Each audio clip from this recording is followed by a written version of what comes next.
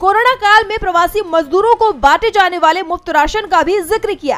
Court ने कहा कि उस समय मुफ्त राशन की जरूरत थी, लेकिन लोगों के लिए अब रोजगार के अवसर बनाने की जरूरत है। सुप्रीम कोर्ट में जस्टिस सूर्यकांत और जस्टिस मनमोहन की बेंच ने देश के 81 करोड़ लोगों को राष्ट्रीय खाद्य सुरक्षा अधिनियम यानी NFSA के तहत मुफ्त और सब्सिडी का राशन दिए जाने पर हैरानी जताई। कोर्ट ने सॉलिसिटर जनरल तुषार मेहता और अतिरिक्त सॉलिसिटर जनरल ऐश्वर्या भाटी से कहा कि इसका मतलब तो ये हुआ कि सिर्फ टैक्स पेयर्स ही बाकी हैं जिन्हें मुफ्त राशन नहीं दिया जा रहा है।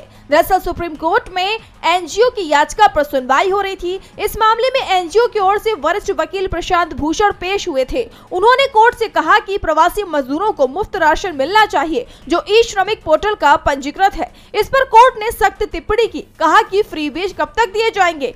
अब हमें प्रवासी मजदूरों के लिए रोजगार के अवसर, रोजगार और क्षमता निर्माण पर काम करना चाहिए। प्रशांत भूषण ने कोर्ट में कहा कि अदालत की ओर से सभी राज्यों और केंद्र शासित प्रदेशों को निर्देश दिए गए हैं कि प्रवासी मजदूरों को राशन कार्ड जारी किए जाएं। इससे वे केंद्र सरकार की मुफ्त राशन योजना का लाभ ले सकेंगे। जिनके पास राशन कार्ड नहीं है और वह ई श्रमिक पोर्टल का पंजीकृत है तो उन्हें भी इस योजना का लाभ दिया जाना चाहिए। इस पर कोर्ट ने कहा कि अगर हम सभी राज्यों को ऐसा आदेश देंगे तो सभी भाग जाएंगे। ये जिम्मेदारी केंद्र की है। राशन कार्ड इसीलिए जारी किए जाते हैं। DB लाइव की रिपोर्ट।